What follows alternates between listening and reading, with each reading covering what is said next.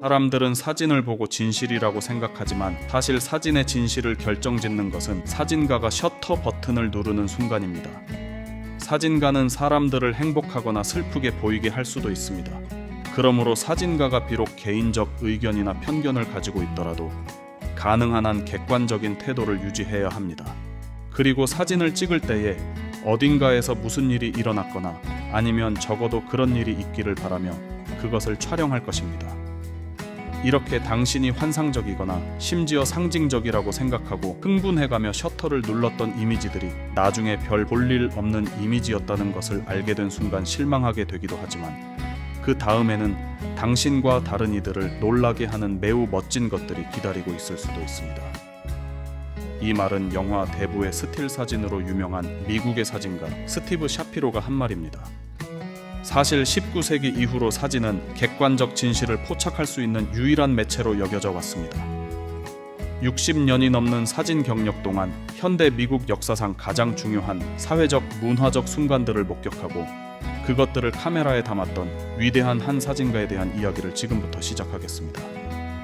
스티브 샤피로는 미국의 포토 저널리즘 황금기라고 불리는 1960년대에 프리랜서 포토 저널리스트 사진 기자로 일하며 뉴욕 할렘의 모습을 비롯해 10년 동안 로버트 케네디 대통령의 선거운동과 셀마 투 몽고메리 행진, 마틴 루터킹 목사 이후의 민권운동과 정치 시위, 그리고 히피들의 모습 등을 생생하게 카메라에 담았으며 무엇보다도 흥미로운 것은 명화 대부와 로버트 드니로 주연의 택시 드라이버, 더스틴 호프만 주연의 미드나잇 카우보이 등의 영화 스틸 사진을 찍었던 사회활동가이자 사진가입니다.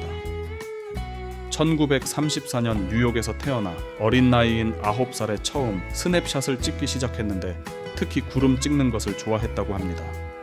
젊은 시절 라이프 매거진에서 일하는 것이 목표이자 꿈이었던 샤피로는 뉴욕의 유진 스미스 밑에서 사진을 배우며 사진 관련 테크닉은 물론 인간관이나 세계관에 깊은 영향을 받게 됩니다. 또한 도로시아 랭도 인도주의적 가치관을 형성하는 데에 많은 영향을 주었다고 합니다.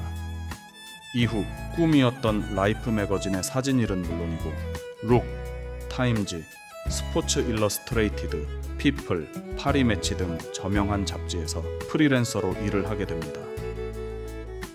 또한 샤피로는 1960년대와 70년대에 작가 제임스 볼드윈, 사무엘 베켓, 그리고 무하메드 알리, 뮤지션 데이비드 보위, 팝아트의 기수인 앤디 워홀, 초현실주의 화가 르네 마그리트, 가수 바바라 스트라이샌드 등 1960, 70년대의 정치와 문화 아이콘인 유명 인사들의 인물 초상 사진을 찍어 나갔습니다.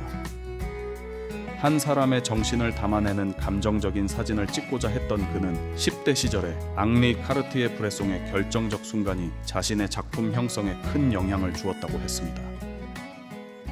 스티브 샤피로는 라이프지의 사진작가로 활동했을 때인 1972년 그 유명한 이탈리아계 미국인 영화감독 프란시스 포드 코폴라는 샤피로의 사진을 보게 되었고 그의 부탁으로 대부2, 대부3, 위대한 개츠비, 택시 드라이버, 차이나타운 등의 스틸 사진과 홍보 사진을 찍게 됩니다. 코폴라는 대부1과 2, 그리고 베트남 전쟁을 다룬 지옥의 묵시록, 아웃사이더, 코튼 클럽을 감독한 위대한 감독입니다. 그는 최근에는 와이너리를 운영하고 있는데 그가 만든 와인이 우리나라에도 수입되고 있습니다.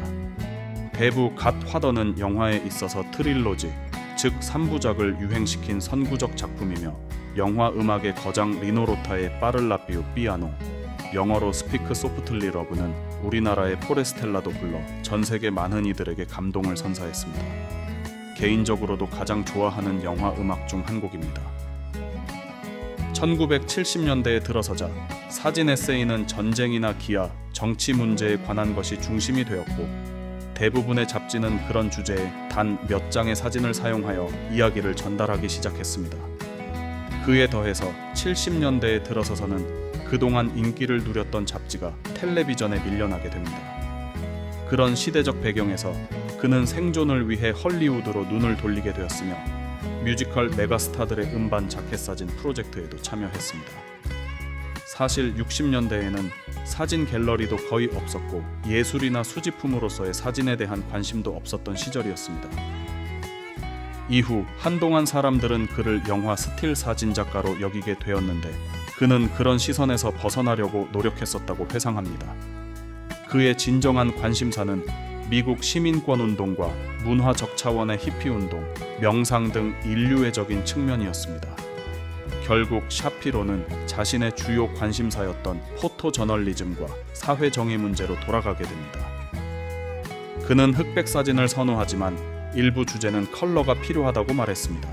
흑백 사진은 강한 콘트라스트가 있을 때 매우 효과적이며 사진 작업에 있어서의 실수는 좋은 약이 되며 그것들로부터 많은 것을 배우게 될 것이라 특별히 강조했습니다. 그는 광각 렌즈와 망원 렌즈를 교체할 시간적 여유가 없었고 컬러 필름과 흑백 필름을 수시로 바꿔서 촬영해야 했기 때문에 35mm 카메라를 많이 짊어지고 다녔습니다. 거기에는 최대 5종류의 렌즈가 장착되어 있었고 컬러 필름 두 롤과 흑백 필름 두 롤을 항상 카메라에 넣은 채로 가지고 다녔다고 합니다. 망원 렌즈로는 180mm가 카메라에 장착되어 있었으며 흑백 필름은 트라이엑스를 사용했고 코다크롬이나 액타크롬 64 슬라이드 필름을 이용했습니다. 그가 자주 사용하던 렌즈는 초점거리 35mm였는데 나중에는 28mm를 훨씬 더 많이 사용했다고 합니다. 그리고 인물용으로는 역시 105mm를 사용했다고 밝혔습니다. 이 렌즈들은 요즘에도 인기가 많습니다. 스티브 샤피로가 2022년 87세의 나이로 사망했을 때에 게티 이미지의 밥 아헌은 우리는 20세기 사진의 위대한 인물을 잃게 되었다. 그의 사진과 사회에 대한 공헌은 헤아릴 수 없을 정도로 크다고 말했습니다. 그의 재능은 장르를 초월했으며 수십 년이 지난 지금도 여전히 우리의 삶과 뉴스를 형성하고 있는 것들에 대한 자비로움과 정확하게 바라보는 시각을 갖게 해주었다고 썼습니다. 이렇게 다양한 장르에서 사진을 찍을 수 있는 사진 작가를 찾는 일은 어려운데 그는 그 모든 것을 해냈다고 아헌은 덧붙였습니다. 샤피로의 작품은 오늘날 뉴욕 근대미술관 모마와 시카고 미술관 등 여러 곳에 소장되어 있습니다. 긴 시간 시청해 주셔서 감사합니다. 괜찮으시다면 구독과 좋아요 클릭, 그리고 멋진 댓글도 부탁드립니다.